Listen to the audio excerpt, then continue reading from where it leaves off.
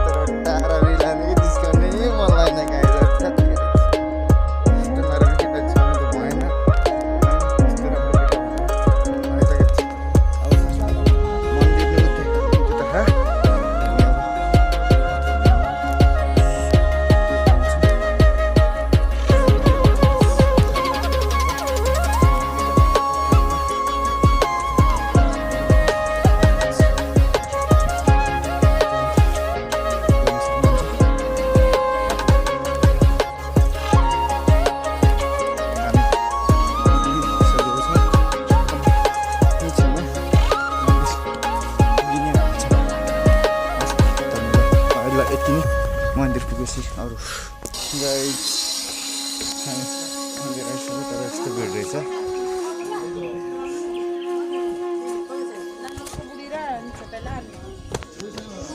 कति लामो भिड हो यार।